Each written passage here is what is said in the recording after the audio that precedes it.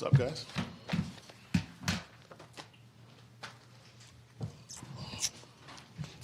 All right. When you start to develop an edge rusher like a Majay or whatever, what are the steps? I mean, obviously, you could just put him out there and say, okay, in these certain situations, go after the quarterback. But obviously, there's got to be a lot more to it to have a guy develop to where you want him to be, right? I think pass rushing, for a young guy, it's a learned technique. Most guys come in, they're just mostly speed rushers. And in this league, it's not very many dominant speed rushers because tackles are so long and big, and they push your pass. So rushing in this league it's a dirty job, and it starts with speed and power. Young guys have a hard time understanding that, just being fast off the edge and pushing past the quarterback over and over again is a bad deal in this league. So pass rushing is a dark job, it's a nasty job, and it's a learned technique. It's a technique that's, it takes time to master, obviously being long and having length and those things, and having a good get off is the first quality you want in pass rushers, but just to learn technique of being grimy and using your hands, using your speed to power, how to set the next rush up, that's always a big deal for young guys, but it's mostly learning how to engage big guys. That's the first step with young rushers. How much is it, too, when in college so many guys can perhaps dominate just because they're just so much better than a lot of the opponents? Absolutely. These tackles in this league, man, they're NBA forwards. They're all 6'6", 6'7", 6'8". That's the prototypes. So you can't run around them. They just push you past. So to beat those guys is really through their bodies. And that takes time and takes strength and takes technique and know-how. And young guys come in and they want to speed those guys and just push them past. And it's like you rush 20 times and it's 20 wasted rushes, and you never touch the quarterback. But most of your rushes in this league are speed to power guys, and it starts by going through a man, and that's tough. When you came into the season, did you kind of understand? I mean, obviously you had Marcus and Dennis, and at the time Devon. Did you kind of understand there was going to be a waiting game a little bit to have these guys be able to do much? Absolutely. Outside of being a pass rusher, to play first, second down as an outside backer in this league, it's a lot to learn. As far as the edge setting in the run game, that's a different technique than pass rushing. The dropping in coverage as an outside backer, that's a difficult technique for young guys to learn. So it takes time for those guys to do it. I think Bradley Chubb in Denver was a rookie that caught on the fastest. He was a natural dropper, a natural edge setter, natural rusher. So he was a guy I've had in the past who played from day one. But he's a top 5 pick, obviously. He was a great player in college. He was a big guy already, and he was very, very smart. So he picked it up quickly. He wasn't perfect, but it's just hard to find guys that complete. Rushers, droppers, edge setters, it's tough. So with our young guys now, we've kind of given them one job early, just rushing, on third downs, and hopefully they can pick those other skills up as we move along. But they're coming along fast. Majay last week had a hell of a game. He's doing things that hadn't been done all year. He's just making, plays off schedule, and that's hard to find. He made 3 plays in the first quarter on the screen, on a one bounce run, and on a one outside the zone pressure. He's the edge setter away. He dove over the tackle and made a play. So his length shows up. His instincts show up all the time. So the more he plays, the better he's going to get. This is your first time facing this 49ers offense with Christian McCaffrey. Yeah. What did he add to that? Obviously, he's a great player. We played him week 2 or 3, and maybe, he adds the passing game element from the backfield for those guys. The running game's obviously their first deal they do, but him as a receiver is a tough match for most backers. So to have a plan to get the right guy on him on first, second, and third down is a must for us. But add one more great player to the offense is obviously good for them and bad for us. But it's definitely different watching him with him and without. He's in the slot. He's running jets. He's running sweeps. He's catching balls downfield. He's throwing passes. So to watch what they've done with him the last month has been kind of scary. But we'll see what happens on Monday. You've been able to play Antonio Hamilton filled in fantastic. Yes. We all thought. Yes. Whether Murph is able, or partially able, 100%, whatever, how much are you going to rely on Hamilton during this stretch right now? A lot. He came out of camp as a starter.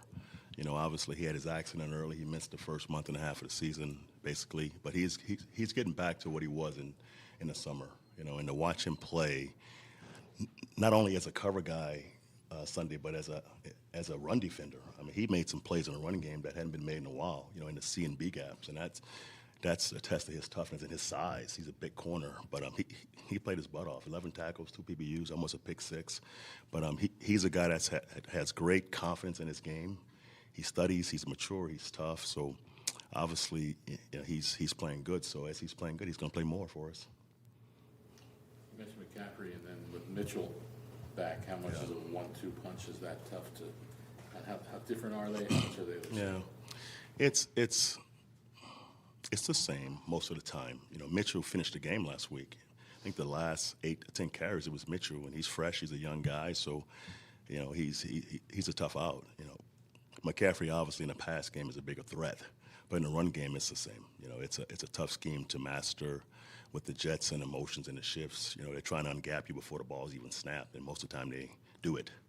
So the run game is difficult with both guys, but the pass game obviously with Christian is a lot tougher. Vance, when you arrived here, Budda was pretty well established around the league, but working with him closely, seeing him up close, was there anything that kind of went beyond his reputation? I would say this, when we first got here with Budda, I mean, he was more of a teamer and kind of just a down, like an outside backer type, a nickel player, and he's become a great safety. I mean, he's worked at that stuff. I mean, he wasn't a great, thirds or halves player his first couple of years, but he's developed those skills, and now he gets the ball. I think Budda made his first couple of Pro Bowls with no interceptions, but now he gets the ball. He's so smart. His IQ's grown so much, from the first time we've met this kid to now. I mean, he is on top of it, man. I mean, he makes our jobs hard because he brings in questions that are really good questions, and he's the guy in the room that keeps everyone sharp. He sees it all, but his work ethic is off the chain. As far as his body work, as far as how much he studies, he is always doing football. A guy with his size to play like he plays. His body is flexible, is in great shape. I mean, he bangs around pretty good on weekends, and he's never pretty much hurt, But obviously, he's a great player. He's worked at that, and his IQ has gotten so much better from the first time we've met him. Were you surprised at all when he pushed to play last week? And of course, he didn't get as many snaps as normal, but still, they were. I was shocked he played. Obviously, it was shock to all of us. I mean, it was a ankle sprain. Most guys miss a couple weeks with that at least. But watching him run around on Thursday, I was like, whoa, he may go. And then Friday, it was no question he was going to go. And he played his butt off. It was no difference than he played, week before. He made the same plays he would make if he was totally healthy. The last play, he picked the ball off. I was screaming, get down, just get down, because those linemen are going to tackle you and fall on your ankle. But he didn't complain 1 second. He played the entire game for the most part, and he was Budda. It was no difference. When you have a situation like that where he wasn't supposed to play last week and then he did, as a coach, do you kind of then put it in okay, he played on it last week, so he's probably going to play going forward, or do you still look at it as a coach as he's a week-to-week guy? Yeah, he's a week-to-week guy. After last week came to play, I think 45 snaps maybe. I'm not sure, to be honest, but he played on it last week, so it was sore after the game, and he's treated it all week, so we'll see how it shows up on Monday. But I'm assuming he's going to go Monday. But again, he's sore from playing last week, and that's just crazy to watch him play off of ankle sprain with no practice. But he played his butt off. You broke down tape Sorry. from the Rams game. Yeah. What jumped out about JJ's game? I thought JJ was dominant inside in the run and pass game alike. I mean, he pushed the pocket. He had 5 quarterback hits. The ball was coming out fairly fast, but I thought Jay was dominant in his gap. Our pass rush has gotten better because Zach and JJ has pushed the pocket. That's made the pass rush a lot better. And obviously that's your best matchups weekly, to put JJ and Zach on the center and 2 guards. That's where it starts for us right now.